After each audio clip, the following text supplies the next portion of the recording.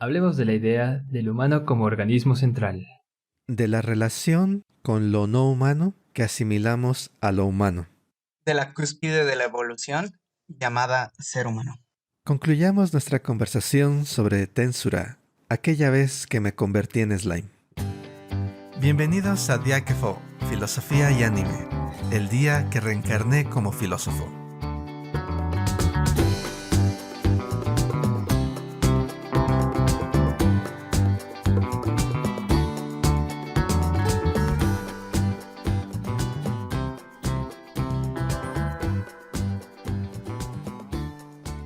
La idea de que el ser humano ha tenido un lugar privilegiado es común e incluso es algo que se da por sentado y ni siquiera lo cuestionamos.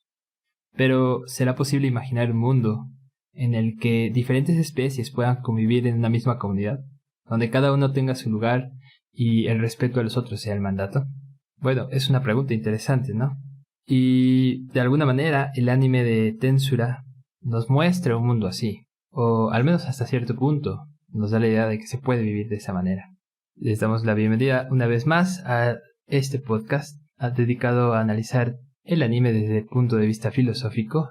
Ciertamente hay muchas cosas que se pueden excavar desde esta historia. Hoy en particular es emocionante en el sentido en que nos hace cuestionar algo que normalmente damos por sentado, ¿no? Y es el papel central del humano. Y aquí en Tensura, pues bueno, acompañamos a un ex-humano que se ha convertido ahora en un slime. El slime es una de las criaturas más babosas en el sentido literal y no tan literal de la palabra, porque se considera de los monstruos más bajos que te encuentras en un calabozo. Aquí Rimuru aparece no como cualquier slime, sino con un slime que es capaz de unificar a todos.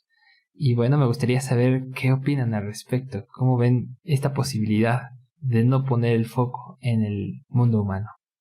Uno de los aspectos que a mí me llama, o me ha llamado siempre más la atención de esta serie, Javier, el hecho de que en el centro de toda esta historia están personajes no humanos. Los humanos interactúan con ellos, los protagonistas, o el protagonista, pero están más bien en la periferia. El inicio de la historia empieza, por así decirlo, con los marginados, con aquellos que son distintos. Como Rimuru les trae, no sé si llamarlo esperanza o unidad a lo no humano.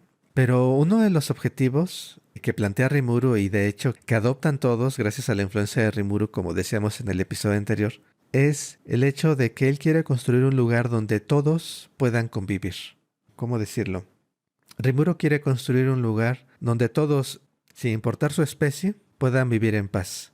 Y esta es una de las partes más interesantes porque para mí ofrece la posibilidad de establecer una sociedad, como tú decías, Javier, en la cual todo lo vivo se coordina y trabaja de forma armoniosa.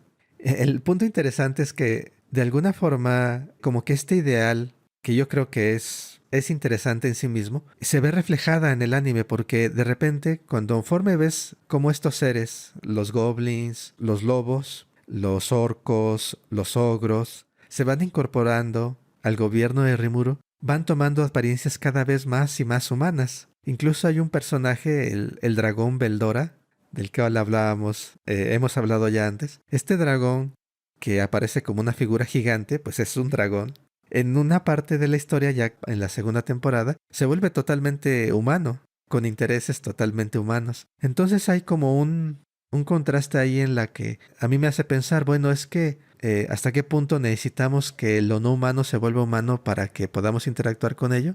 Me gustaría empezar por esa idea. Sí, hay muchos elementos en Tensura que realmente nos ponen a pensar en este contraste que creo que para resumirlo podría ser este hecho de que pensamos de que toda la historia, incluso todo lo que se encuentra a nuestro alrededor, gira precisamente alrededor del humano. Y como ya lo comentaban, una de las cosas, un objetivo que tiene Rimuru en esta serie es crear este lugar donde todos puedan convivir. Pero pareciese, si nos podemos analizar un poquito más, pareciese que incluso la forma de organizarse es a partir de su experiencia como humano, ¿no? Y esto es lo que una de las cosas que Rimuru hace, ¿no? Cuando no sabe qué hacer, trata de apelar a esta conciencia humana que tuvo antes de reencarnar. Entonces esto pareciese decirnos que la única forma en la cual la sociedad, el mundo, las organizaciones sociales se pueden establecer es a partir del humano. Lógicamente esto sucede desde este mundo en donde la sociedad se conforma de goblins, de lobos y un sinfín de habitantes. Entonces, la pregunta aquí también que ya sé es, ¿cómo podríamos nosotros asumir que aquello que está fuera y que no es humano se nos puede presentar y puede vivir de forma distinta? Esto me hace pensar nada más a nuestros oyentes. Muchas de las veces tenemos mascotas, perros, animales, y pensemos nada más en el término mascota. ¿Qué significa el término mascota? Ese animal que es compañía del hombre, ¿no? Siempre está inmiscuido esta palabra. Dejémoslo a un lado. ¿Qué es lo que pasa con las mascotas? Muchas de las veces asumimos que las mascotas no son animales, sino son una extensión del humano y por lo tanto tratamos de humanizarlos, ¿no? Es un término, realmente no sabría decir qué tan relativamente nuevo, pero al menos en esta forma de hacer esta crítica a cómo las personas tratan a los animales, realmente nuevo, ¿no? Humanizamos a nuestros animales, a nuestras mascotas, haciéndolos vestir de cierta manera, sin ponernos a pensar que también ellos reaccionan de una manera distinta a la cual nosotros, incluso su comportamiento es distinto, ¿no? Porque su mente no piensa como la nuestra. Y no es que diga que ellos no tienen objetivos. Como ya lo platicamos anteriormente, sí lo tienen.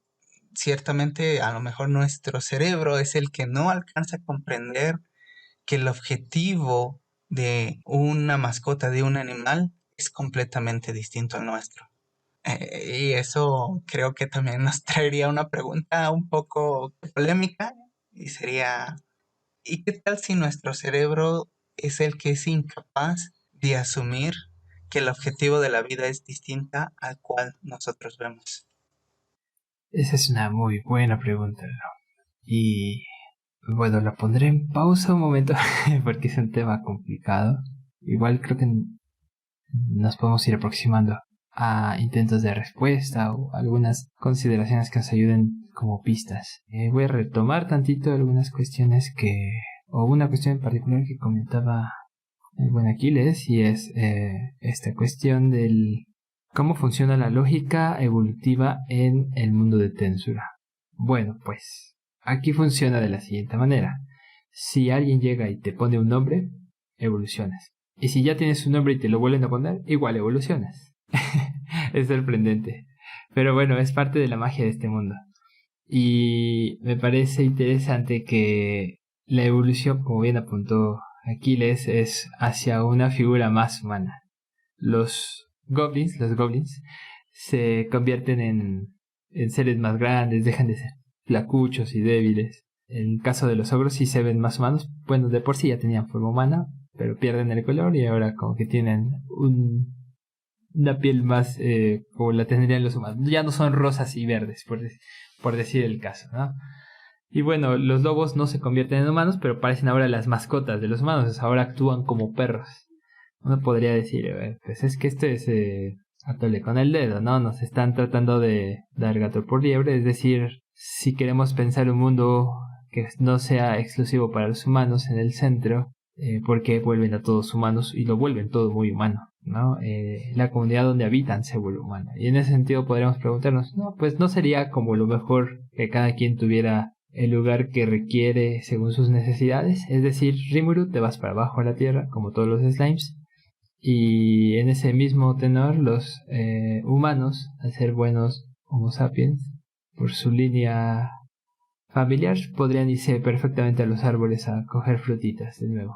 Bueno, eso obviamente es una exageración, ¿no? Y pensar que el mundo podría solo retomar su curso y que se extinga como la forma de vida humana actual, pues bueno, creo que es incompatible con la idea de que los humanos podamos seguir viviendo. Evidentemente requiere un cambio, esta concepción antropocentrista, sobre todo por las consecuencias que ha traído, pero creo que lo más interesante es ver qué se puede hacer dentro de la comunidad humana para vivir en armonización.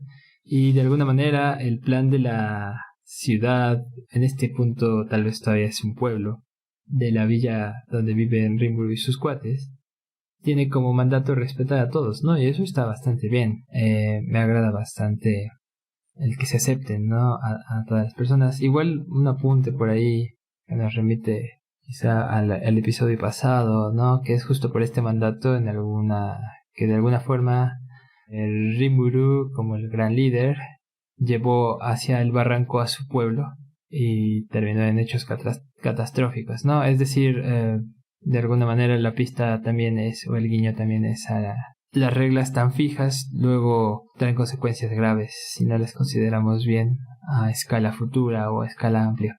Pero bueno, y para ir cerrando un poco el comentario y dejar, como había dicho, ¿no?, la marca hacia lo que preguntaba Lalo, que es una pregunta genuinamente potente. Hay una cuestión, y es que la comunidad de los monstruos no tiene inconveniente en construir caminos, en talar árboles para armar sus ciudades y alterar el medio, ¿no? Y entonces no estaríamos cayendo en lo mismo que estaban haciendo los humanos. Solo es una pregunta, no trato de decir que esté bien o esté mal, y que mejor se entierren o se vayan a sus cuevas o a donde tengan que ir. Es más bien con esta perspicacia de saber si no se estará volviendo sobre los pasos de los que se intentaba huir. Estos dos comentarios que ustedes acaban de hacer sobre el hecho de traer lo humano al mundo de los monstruos y de preguntarnos qué tan posible, como en el sentido de que lo decía Lalo, de si son diferentes, pues realmente no sería tan posible. Y el otro, lo que tú decías, Javier, la pregunta es qué tan deseable. Si es posible, bueno, qué tan deseable es que traigamos estas formas de vivir humanas a lo no humano. Para mí es una forma de plantear la pregunta central, que sería, ¿cuál es la intersección o la relación o el encuentro o el sobrelapamiento? Muchas formas de decirlo, pero ¿en dónde nos encontramos los seres humanos y el resto de los seres vivos? Porque, bueno, si estamos relacionados, tenemos una historia común y esa historia se extiende durante mucho más tiempo que el tiempo que nuestra propia especie ha existido. Es decir, pensamos en 4.000 millones de años de historia evolutiva y nosotros tenemos quizás 2 millones de años como especie o quizás 1 millón de años. Y entonces hay un traslape bastante grande en la historia común, hay una historia compartida. Sin embargo, cuando pensamos desde la filosofía, y no sé si esto sería una crítica a la filosofía, en sí empezamos partiendo de que los seres humanos como algo aparte. O sea, no es que lo digamos explícitamente, pero la filosofía empieza desde cosas que nos distinguen, ¿no? ¿Qué es lo que nos distingue? La razón, el lenguaje, hablando de los nombres que mencionabas tú, Javier. Entonces empezamos desde una posición distinta, desde una posición separada más bien. Desde ahí empieza el pensamiento filosófico, porque obviamente en el momento en que empieza, y esto es histórico totalmente, no es que los fundadores o personas como, no sé, siempre salen los nombres recurrentes de Platón, Aristóteles, Kant, etc., lo quisieran haber hecho así, sino simplemente históricamente no sabían la relación que sabemos ahora que tenemos con los otros seres vivos, y entonces se plantea el pensamiento desde ese punto de vista. Sin embargo, con el conocimiento actual, es posible examinar esta intersección que yo creo que es importante, y para mí el planteamiento sería, debemos de poner más atención en qué parte somos similares y en qué parte nos distinguimos. Tratar de delinear esos aspectos, porque si no terminamos con esta observación con la cual, como tú decías, Lalo, ¿no? Son totalmente distintos, pero realmente sí son distintos. Por ejemplo, hablando de los perros, pero también tienen muchas similitudes, ¿no? Comen, beben, se reproducen. Es evidente que sienten dolor, pueden sentir afecto. La forma particular en que hacen esas cosas es distinta, pero podemos entender lo que están experimentando, ¿no? Al menos eso es la idea. Y la idea de que tenemos una historia compartida tan extensa hace pensar que quizás sea diferentes, pero tiene similitudes. Entonces, ¿de qué forma es similar y de qué forma es diferente? Yo creo que se vuelve el punto interesante, el punto importante que creo que filosóficamente no está tan explorado. Filosóficamente hay pensamientos sobre qué son los animales, qué derechos tienen, pero siempre lo planteamos desde la razón, desde planteamientos antropocéntricos, ¿no? Por hablar de algún ejemplo, algo frecuente que se habla luego en bioética, hablando de los derechos de los animales. Planteamientos frecuentes son aquellos que vienen, no sé, de la teoría kantiana, en términos de razón, en términos de que hay un deber, se habla de pacientes morales, etcétera. No me quiero meter mucho en eso. El punto que estoy haciendo es que no se toma en cuenta, muchas veces no tomamos en cuenta las similitudes. En el sentido de que pues, los animales, los perros, todos sabemos, puedes verlos avergonzados, ¿no? O con miedo, o envidiosos. Y quizás estén experimentando cosas idénticas, pero hay razones para pensar que son similares, ¿no? Entonces, esta delineación, poner atención en esa intersección, creo que es un tema que para mí es un poco explorado y que vale la pena pensarlo un poco más, porque la situación fácil es...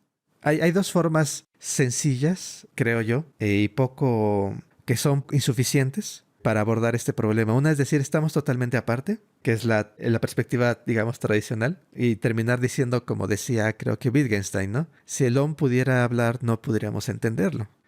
Y la otra, que es como lo vemos en el caso de Rimuru, en el caso de este anime. Bueno, los otros seres son iguales o pueden ser iguales que los seres humanos. Y yo creo que ambas cosas son insuficientes porque no estamos explorando bien este traslapamiento que yo creo que es parcial, pero sin embargo existe, ¿no? Hay un traslapamiento. Entonces, regresando al León de Wittgenstein, yo creo que no entenderíamos parte, pero sí entenderíamos otra parte, buena parte, ¿no? Porque el león es un ser vivo, es un mamífero, etcétera, etcétera, ¿no? Tiene muchas... hay experiencias que son comunes desde cómo interactúan con el mundo. Pero bueno, no me quiero profundizar más en esto. A ver qué piensan ustedes. A uno profundizar, si al menos el tema que hoy estamos discutiendo es bastante complejo y además de las ideas que están aportando, me gustaría retomar un poco de lo que dijo Javier y lanzar una idea, una hipótesis de lo que probablemente los nombres hagan. Como comentó Javier, en el anime lo que se nos presenta es que cuando se te pone un nombre, cuando tú pones un nombre a una criatura, esta evoluciona. Y me pongo a pensar un poco sobre la función que el nombre tiene en este sentido. Y más que nada la pregunta sería, en un escenario real, en nuestra vida real, ¿el nombre para quién es? ¿El nombre o el lenguaje no le pertenece? Al menos este lenguaje que estamos nosotros produciendo ahorita no le pertenece a los animales. El lenguaje le pertenece al humano, este mismo que estamos hablando. Entonces, cuando uno le pone nombre a una criatura, lo que está haciendo, me atrevo a decir, es que está haciendo que esta criatura entre al bagaje de ideas que el humano tiene. Y es a partir de aquí donde me atrevo a decir que el humano cree tener un rol de protección sobre los demás. Y protección entre comillas, ¿no? Porque al menos en lo que aparece en el anime, en esta parte donde Rimuru comienza a nombrar a todos, todos comienzan a ser parte de su plan. Pero así parece ser en el mundo real, ¿no? Cuando nosotros comenzamos a nombrar cosas y estas entran dentro de nuestro bagaje de ideas, se plantea esta idea, ¿no? De como tienes un nombre que yo te he dado y vayámoslo con las mascotas, ¿no? Ahora te encuentras bajo mi resguardo. Yo soy el que te proveerá siempre y cuando tú me sigas mis órdenes, ¿no? Es la idea que me viene a partir de esto de los nombres. Pero también me gustaría hablar un poco sobre lo que es la evolución, ¿no? Y no hacer una crítica, pero tomar una postura un poco distinta de la que tú tomaste, Aquiles. Más que nada en esta pregunta, ¿es realmente evidente que los animales son iguales que nosotros? Y no lo digo porque para nosotros no sea evidente, sino para las personas, ¿no? La pregunta la hago ¿por qué? Porque si realmente fuese evidente que los humanos y los animales somos iguales, no nos comportaríamos de la manera en la que lo hacemos. Y siento que el concepto de evolución tiene que ver mucho en esta concepción de cómo tratamos a los demás. Como bien sabemos todos, al menos la idea que ha imperado en el concepto de la evolución es el darwinismo, ¿no? Entonces, gracias al darwinismo, me atrevo a decir, que nosotros tenemos la concepción de que el humano es el ente más acabado, más perfecto que se ha parado en la Tierra. Y como es el más perfecto, y a través de que sobrevive el que se encuentra mejor adaptado, nosotros tenemos derecho a arrasar con todas las demás especies simplemente porque estamos mejor capacitados. Claramente esto solamente es un pensamiento antropocentrista. Sin embargo, al menos yo encontraría aquí esa razón que nos daría motivos para poder, no motivos, nos daría derechos para poder controlar a los demás animales. Lógicamente también esto aplica para los humanos. No todos los humanos tenemos el derecho a gobernar porque unos somos demasiado estúpidos y hay unos que se encuentran más capacitados, ¿no? Que bueno, les diré. Entonces, bueno, era lo que yo les quería dejar, este pensamiento de lo que la evolución, un pequeño comentario para acabar. Una de las preguntas que hacía Haf era esta, la parafrasearé para mis propios fines. ¿Qué podemos hacer los humanos para vivir en armonía con los demás seres vivos? Entonces, cuando decimos qué podemos hacer los humanos, creo que es ahí también donde, al parecer, la idea sigue poniendo al humano en el medio, ¿no? Creo que es ahí también una de las cosas que debemos de comprender, que no somos el medio, que no todo gira alrededor nuestro. Y no nada más pensémoslo como personas, sino también como raza, no como raza, sino también como personas. Pensamos que todo gira a nuestro alrededor. Entonces es cuando decimos qué podemos hacer los humanos, pareciese ser que los humanos siempre tenemos un papel activo. También, por el contrario, tenemos un papel pasivo del cual nosotros siempre renegamos. Decimos que todo está en nuestras manos, pero no todo se encuentra dentro de lo que podemos hacer. No, perfecto, perfecto, mis estimados. Pues hemos tenido una charla con un montón de cuestiones muy interesantes que podemos seguir platicando, que seguramente van a aparecer en más animes. Y un súper breve comentario de cierre, igual, insisto, para que vayamos concluyendo este capítulo, sería preguntarnos, justamente ya que estamos en la invocación de animales fantásticos filosóficos, nos pregunta el astuto filósofo Thomas Nagel, ¿qué se siente ser un murciélago? ¿Es posible que tengamos esa sensación? ¿Que nos podamos meter en la piel del murciélago y aletear como él? ¿Echar estas frecuencias sonoras por la boca para saber cómo es el mundo? Nagel dice que no. Y en ese sentido tenemos un impedimento. No podemos comprender el mundo fuera de nuestra carne. Y bueno, eso tal vez no lo dice Nagel, pero es una cuestión que está ahí, ¿no? Y es para cuestionarnos realmente cómo podemos pensar el mundo si no es desde nuestros propios pies. Con esto no estoy haciendo una apología del antropocentrismo, solo pienso que es un punto interesante de partida para poder hacer un tipo de hermenéutica hacia lo vivo. Y pues creo que sería todo por mi parte en esta ocasión. Y yo también quería hacer un comentario al respecto de lo que acaba de decirnos tanto Lalo como Javier. Y es esta parte de cómo pensamos sobre esta relación con lo no humano. Es crítico porque, como decías tú, Lalo, es evidente que somos iguales en la pregunta que nos hacías antes. Y yo creo que la misma pregunta es problemática porque la idea es, siempre hemos creído o somos iguales o somos totalmente diferentes. Y yo creo que más bien sería cuestión de pensar en qué parte nos intersectamos. Yo creo que es evidente por nuestro comportamiento, como también decías, que no es evidente la similitud, no es evidente la igualdad. Por eso los tratamos de la forma que tratamos, pero si lo pensamos, también podemos pensar en cómo hemos tratado a otros seres humanos. Y allí todavía hay más evidencia, ¿no? Entonces, el trato quizás no sea una una buena forma de distinguir entre ambas cosas. Lo que yo diría aquí es, pensemos en, si queremos relacionarnos con los animales o con otros seres, pensemos en qué parte somos similares y en qué parte nos diferenciamos. Es evidente que el lenguaje, como ya lo mencionabas tú también, Lalo, sobre el uso del lenguaje, tratamos de subordinar todo al lenguaje, y al encerrarnos, yo lo veo de esta manera, encerrarnos en la parte del lenguaje, también nos estamos cerrando frente al resto del mundo.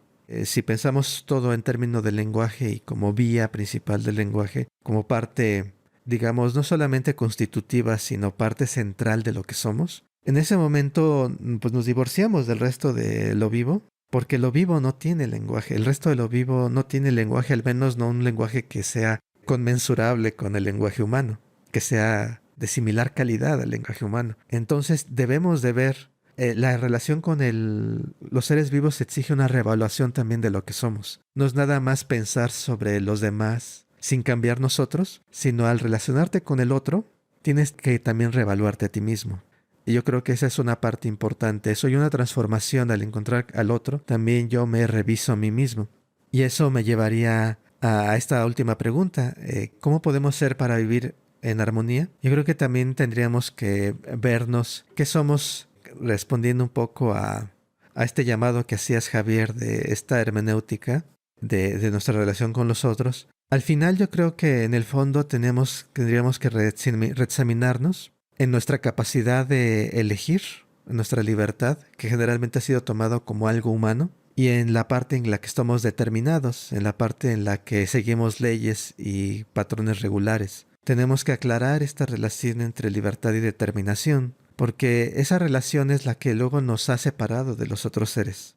A los otros seres les negamos libertad y les damos pura determinación. Y en los seres humanos tenemos la inclinación a darnos libertad y negarnos determinación. Y yo creo que en la práctica un punto de partida sería pensar más bien, hay una intersección en ambos. Tenemos todos los seres vivos parte de libertad, parte de capacidad de decidir y parte de determinación. Este problema está en el centro de cómo nos relacionamos con los seres vivos, porque los seres vivos también tendrían entonces margen de decisión o de elección. Y también nosotros estaríamos hasta cierto punto determinados. ¿Cómo entender este problema? Yo creo que es central en cómo nos relacionamos con los otros seres vivos. Bueno, yo terminaría con esta pregunta de ¿cómo piensan que podamos relacionarnos con la naturaleza? ¿Podemos relacionarnos con ella sin cambiar lo que pensamos sobre nosotros mismos? ¿Podemos realmente hablar de relación sin otorgarle agencia a lo otro con lo que nos estamos relacionando? ¿Acaso, y yo creo que esta pregunta es la más interesante para mí, no deberíamos de dejar de pensarlos como objetos a los otros seres vivos para poder realmente crear una relación? ¿Qué decir? Me robaste las palabras, Aquiles. Más que nada en este sentido cuando hablas de la relación de los hombres, la relación es súper evidente, pero pareciese que no. Y para eso, hoy nada más quisiera hacer mención para aquellos que quisieran leer un texto filosófico, a aquel tan famoso defensor de los indígenas aquí en México, San Bartolomé de las Casas. Y nada más quería hacer la mención para aquellos que quieran saber cómo esta relación tan evidente de que somos humanos todos no lo fue para aquellas personas que conquistaron México.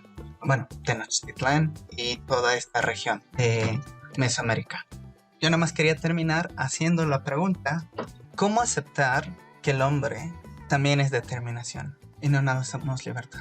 Estoy muy de acuerdo en lo que dijo Aquiles. Muchas de las veces se nos olvida que estamos hechos de necesidad, no tanto de libertad.